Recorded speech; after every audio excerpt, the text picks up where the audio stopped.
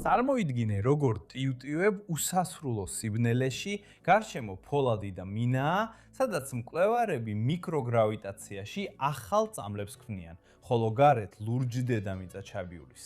ეს სამეცნიერო ფანტასტიკა არ არის, ეს კოსმოსური სადგურების რეალობაა, რომლებიც 10 წლეულებია, რაც კოსმოსს ჩვენს მეორე საცხოვრებლად აქცევს. მაგრამ 2030 წელს საერთაშორისო კოსმოსური სადგურის დასრულებასთან ერთად ბაზარი აფეთქდება.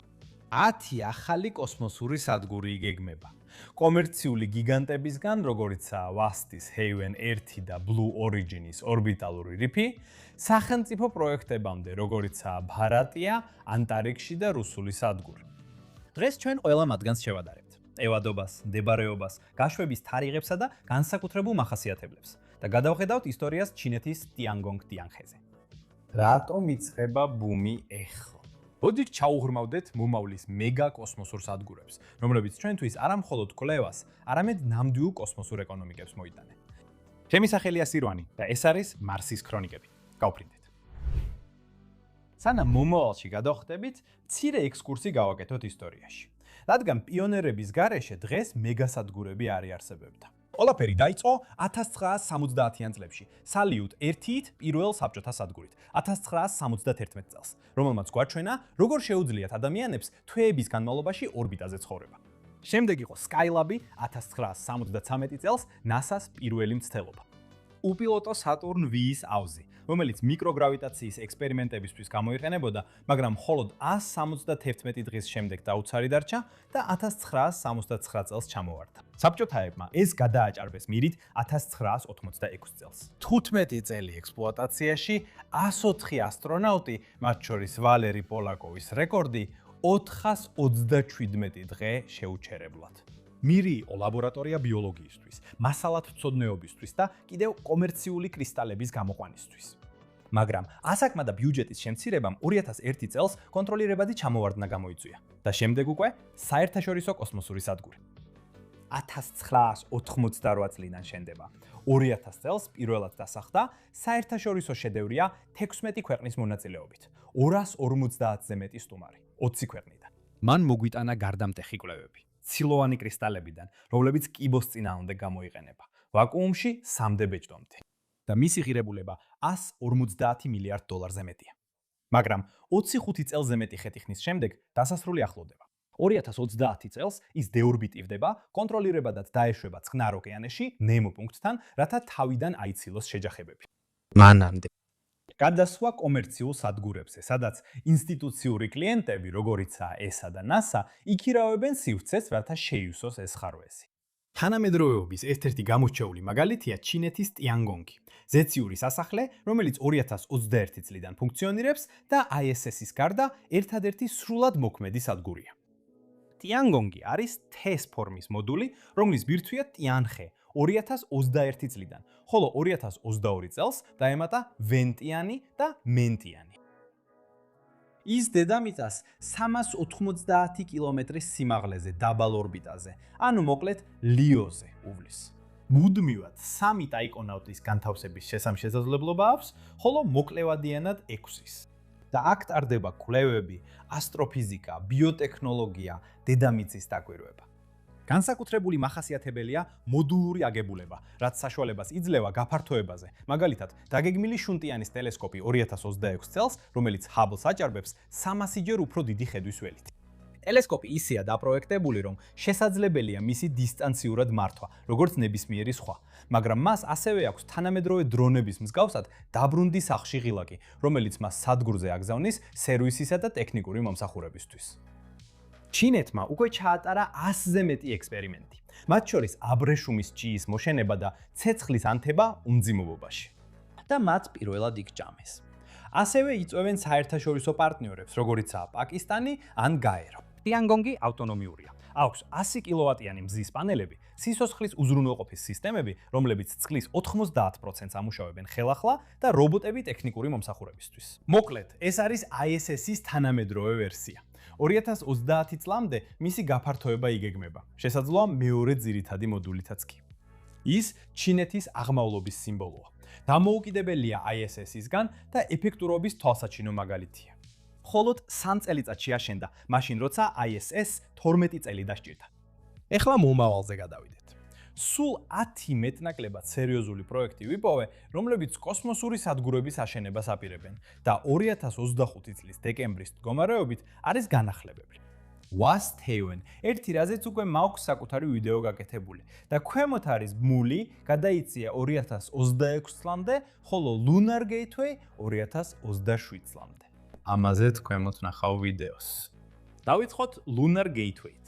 NASA-ს სადგური მთვარის ორბიტაზე.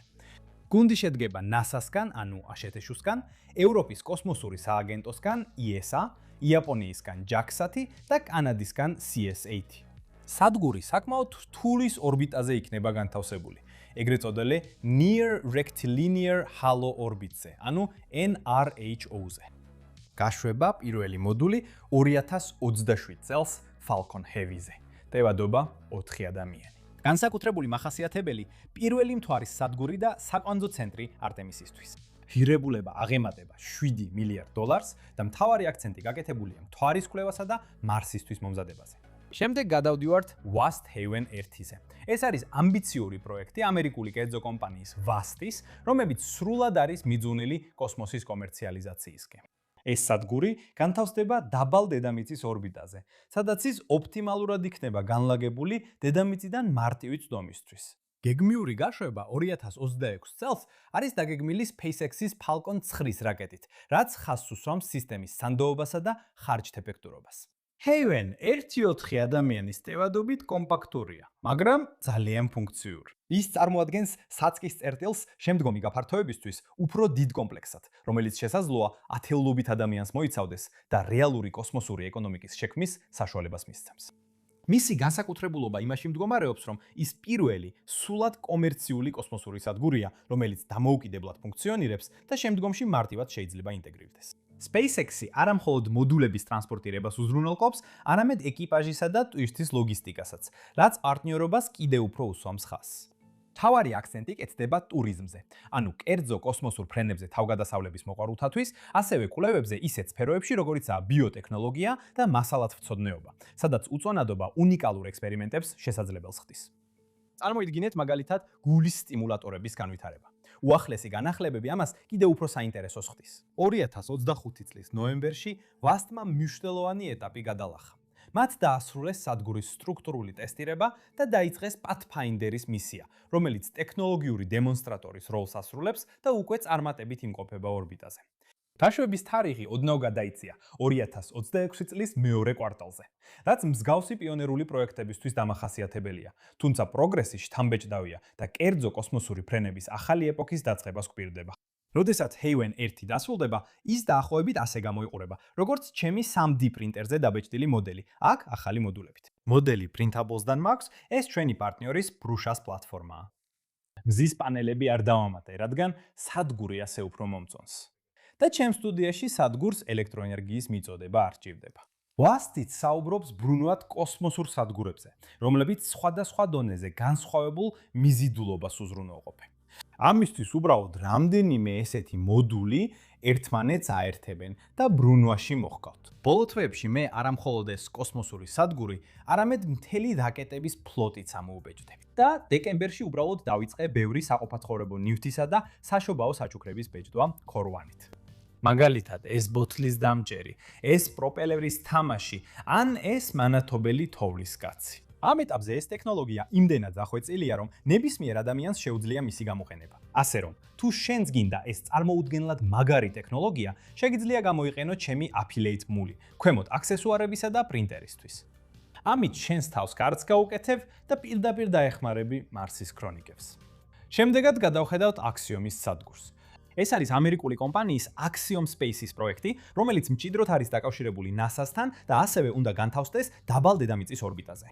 პირველი მოდულის გაშვება დაგეგმილია 2027 წელს. თავდაპირველად ის საერთაშორისო კოსმოსურ სადგურ ISS-ზე გაფართოების მოდულად მიერთდება, რათა შეუფერხებლად ინტეგრირდეს არსებულ ოპერაციაში.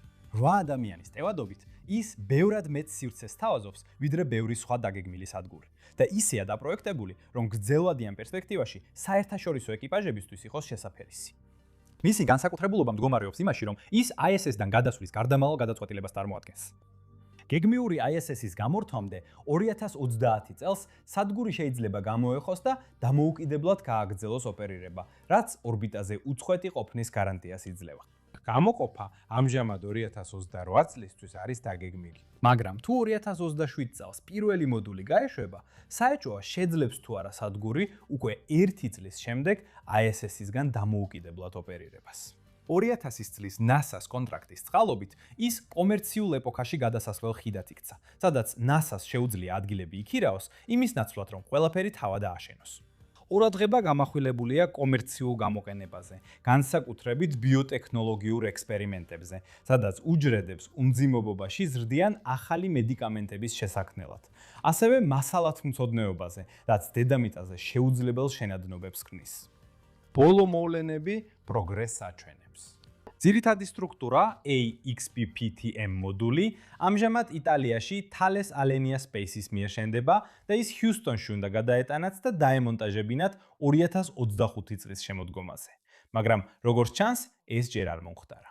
ყოველ შემთხვევაში, მე ვერაფერი ვიპოვე ამასთან დაკავშირებით.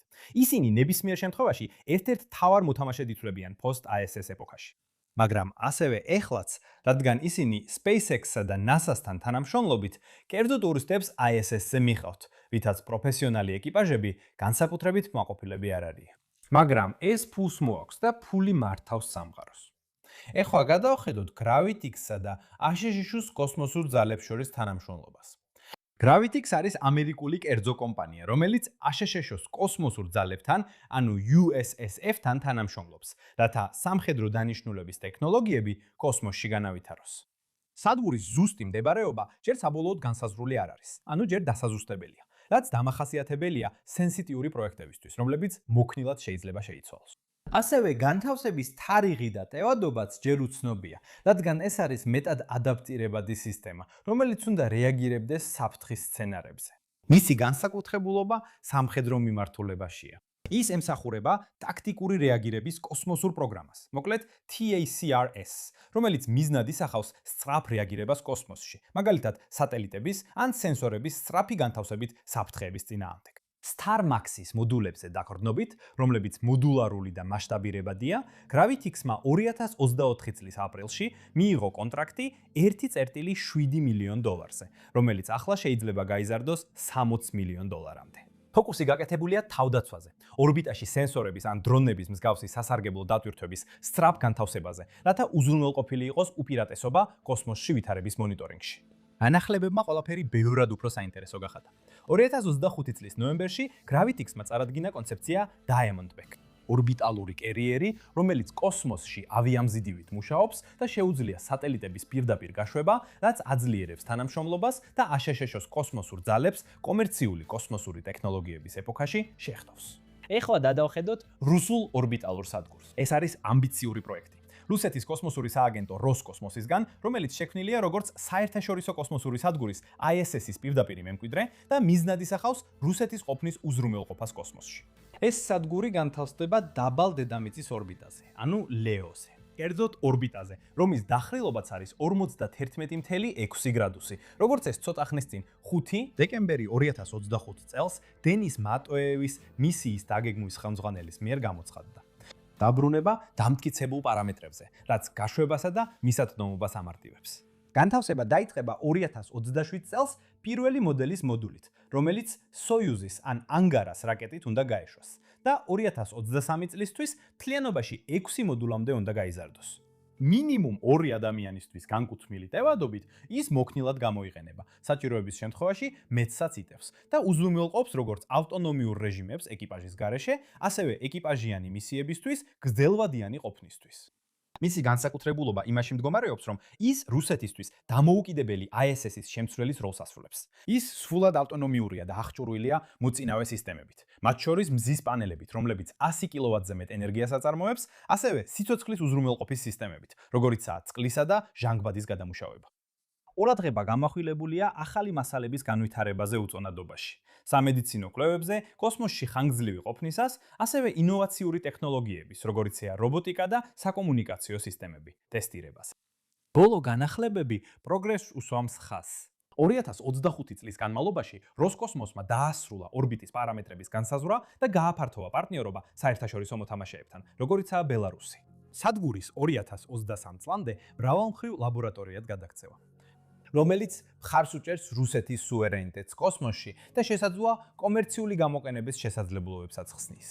ეხლა მოდის ჩემი ერთ-ერთი აბსოლუტური ფავორიტი. Blue Origin-ის ორბიტალური რიფი.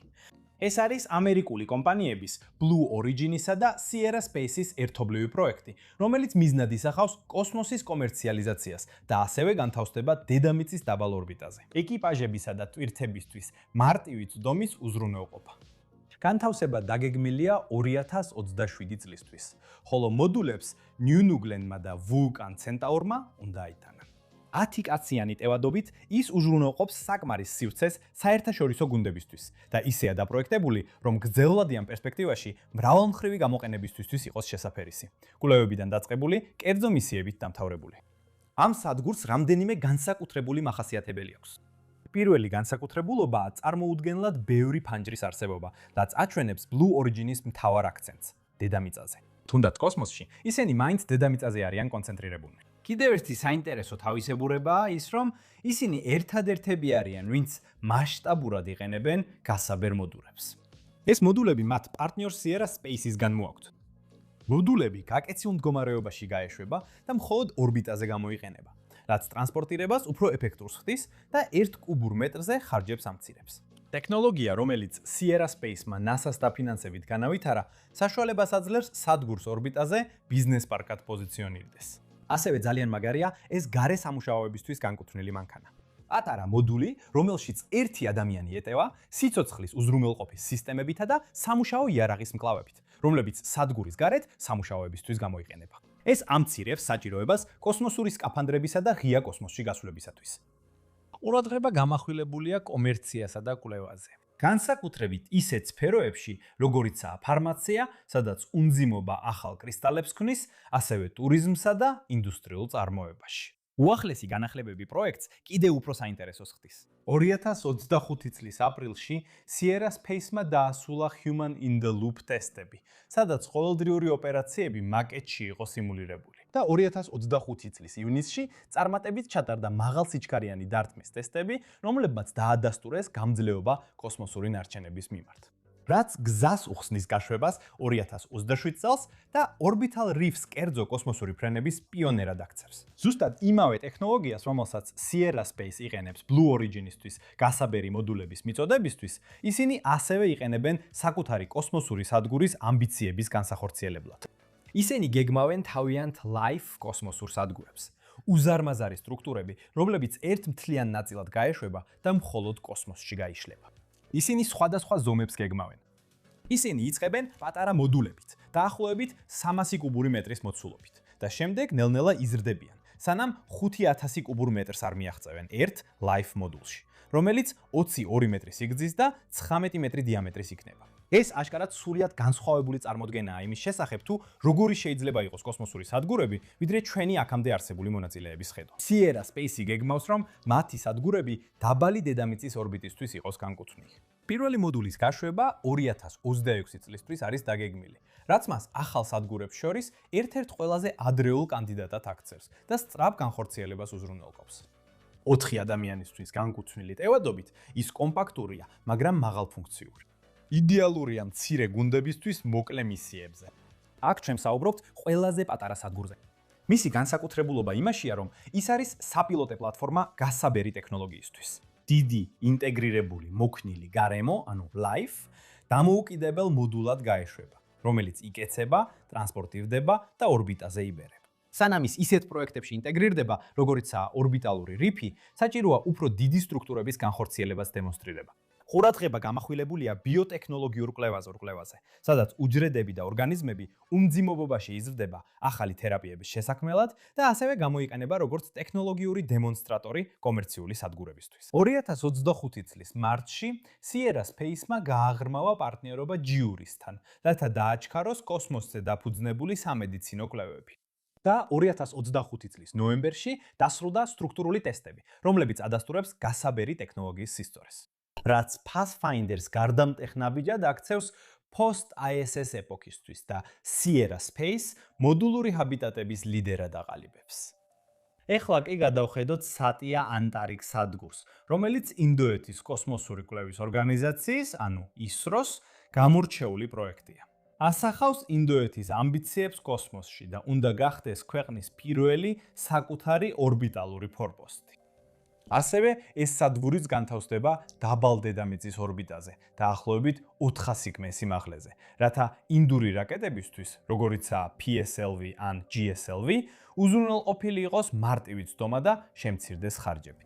პირველი მოდულის გაშვება დაგეგმილია 2028 წლისთვის დაწყებული მოდულით BAS-01, რომელიც 2035 წლამდე ეტაპობრივად უნდა გაფართოვდეს რამდენიმე მოდულამდე.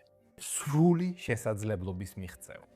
მისი ტევადობა 2-დან 4 ადამიანამდე მოქნივრად არის დაპროექტებული. შესაფერისია როგორც მოკლევადიანი, ასევე გრძელვადიანი მიმისიებისთვის და აერთიანებს ელემენტებს განგაიარნის პროგრამიდან, რომელიც ინდოეთის პირველ ადამიანიანი ფრენებისთვის მზადდება. განსაკუთრებული ის არის, რომ ეს ინდოეთის პირველი კოსმოსური სადგურია, რომელიც არამხოლოდ უზრუნველყოფს ქვეყნის სუვერენიტეტს ორბიტაზე, არამედ ასევე წარმოადგენს პლაცდარმს მომავალი მთვარის მისიებისთვის 2040 წლამდე. მათ შორის ადამიანიანი მისიებისთვის, დაშვების და რესურსების გამოყენების ტექნოლოგიების განვითარება. ყურადღება გამახვილებულია ბიოლოგიის, მასალათმცოდნეობისა და დედამიწის დაკვირვების სფეროში სამეცნიერო ექსპერიმენტებზე, რასაც ავსებს საერთაშორისო თანამშრომლობა, მაგალითად გაეროსთან ან აზიის პარტნიორებთან. 2025 წლის დეკემბერში ISRO-მ დაასრულა სადგურის სრული კონფიგურაცია, მათ შორის ენერგიის მიწოდებისა და სიცოცხლის უზრუნველყოფის დეტალური გეგმები. ასევე დაიწყო ბაჰარიტია ანტარკტიკ ჰაკათონი 2025, სადაც გუნდები შეირჩნენ გრანდ ფინალისტვის, რათა შეექმნათ ინოვაციური იდეები ამ სადგურისთვის. ეს არის ნათელი ნიშანი იმისა, რომ ინდოეთი 2035 წლამდე აპირებს ადამიანიანი კოსმოსური ფრენების სფეროში წამყვანი როლის შესრულებას. დასასრულს მოდით განვიხილოთ Starlab, საერთაშორისო ერთობლივი პროექტი ამერიკული კომპანია Voyager Space-ისა და ევროპული კონცერნი Airbus-ის, რომლის მიზანია კოსმოსში კომერციალიზაციისა და გლობალური თანამშრომლობის დახალისება. და ასევე განთავსდება დედამიწის დაბალ ორბიტაზე, რათა უზრუნველყოს შეუფერხებელი გადასვლა ISS-თან. გაშვება დაგეგმილია 2030 წლამდე, პოტენციური გაშვება კი არ იქნება 2028 წლამდე. როგორც ახლახან ერთ ანგარიშში აღინიშნა, რაც ეტაპობრივ ინტეგრაციას უზრუნველყოფს და დამტკიცებულ ტექნოლოგიებზეა დაფუძნებული. 4 ადამიანისთვის განკუთვნილი ტევადობით ის კომპაქტურია, თუმცა მეტად ადაპტირებადი. იდეალურია შერეული გუნდებისთვის, რომლებიც შედგებიან მეცნიერებისა და კომერციული მომხმარებლებისგან. მისი განსაკუთრებულობა საერთაშორისო ორიენტაციაშია. როგორც ერთობლივი საწარმო, იგი აერთიანებს პარტნიორებს თითქმის ყველა ISS-ის რეგიონიდან, რუსეთის გარდა, მათ შორის Nanoracks, ახლა Voyager, Mitsubishi კორპორაციას იაპონიიდან, MDA Space კანადიდან და Palantir's HSS-დან. რაც ინჟინერიაში, ხელოვნურ ინტელექტსა და ლოგისტიკაში ფართო ექსპერტიზას უზრუნველყოფს. Starlab-ის მოდულს დაახლოებით 300 კუბური მეტრი სივრცე აქვს და დიამეტრი 8 მეტრია. თუმცა ეს არის ფიქსირებული სტრუქტურა და არა გასაბერი. ეს ნიშნავს, რომ მხოლოდ Starship-ი იქნება ერთადერთი გამშვების სისტემა, რომელსაც ამ სადგურის კოსმოსში ატანა შეუძლია. ფოკუსი გაკეთებულია მიკროგრავიტაციაში კვლევებზე, როგორიცაა ბიოტექნოლოგია და მასალების ტესტირება, ასევე კომერციულ გამოყენებებზე, მათ შორის ორბიტაზე სტუმართმოყვარეობაზე, მომავალი სტუმრებისთვის. 2025 წლის ნოემბერში Starlab-მა მიიღო სტრატეგიული ინვესტიცია Janus Hendersonისგან, რათა დააჩქაროს განვითარება. და Space Application Services ბელგიიდან დაემატა როგორც ახალი პარტნიორი და აქციონერი, რაც ავითარებს ექსპერტიზას თვირთის ინტეგრაციაში. გარდა ამისა, Voyager-ის აღმასრულებელმა დირექტორმა დილან ტეილორმა ბოლო ინტერვიუში ხაზი გაუსვა კერძო სადგურების განხორციელებადობას. და 2025 წლის ივლისში დასრულდა წინასწარი დიზაინის მიმოხილვა, რაც Starlab-ს კოსმოსში ბიზნეს პარკად აქცევს და ISS-ის შემდეგ გარდამავალი პერიოდი შეუფერხებლად წარიმართება. საერთო ჯამში ეს ბუმი გვიჩვენებს. ISS-ის შემდეგ კოსმოსი უფრო დემოკრატიული გახდება. კომერციული სადგურები, როგორიცაა Heaven 1 ან Axiom, IAP გაშვებებითა და მოგებაზე ორიენტაციით იღებენ ინიციატივას, მაშინ როცა სახელმწიფო სადგურები, როგორიცაა Tiangong ან Bharathiya, სუვერენიტეტს იცავენ. შედარება ნათელს ხდის. დედამიწის დაბალი ორბიტა რჩება კვლევისა და ტურიზმის მთავარ ცენტრად. Luna და Gateway კი კვლევისათვის. გამოწვევები, ხარჯები და დაგვიანებები. Heaven One შეიძლება 2026 წელს გაეშვას, მაგრამ VAST სერტიფიცირების გავლა მოუწევს. Gateway-ის ბიუჯეტი უკონტროლოდ იზრდება, მაგრამ ოპტიმიზმის ჭარბობს. 2030 წლისთვის ჩვენ გვექნება რამდენიმე სადგური, რომლებიც მოგვაწვდიან მედიკამენტებს, მასალებს და მონაცემებს, რომელთა მიღებაც დედამიწაზე შეუძლებელია. წარმოიდგინე 2040 წელი დაკავშირებული ფლოტი საწვავის შევსების ჰაბებითა და ბიოსფეროებით, რაც კოსმოსურ ეკონომიკაში შესვლის დასაწყისია. რას ფიქრობთ? რომელი სადგური იქნება გარდამტეხი და რომელი არის თქვენი პირადი ფავორიტი? დაწერეთ კომენტარებში. თუ მოგეწონა მეგასადგურების ეს შედარება, გამოიწერე მარსის ქრონიკები და დააწექი მოწონებას. დიდი მადლობა ყველა არხის წევრს და Patreon-ის მხარდამჭერს.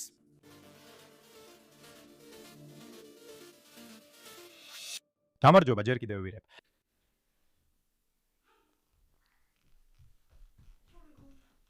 გამარჯობა.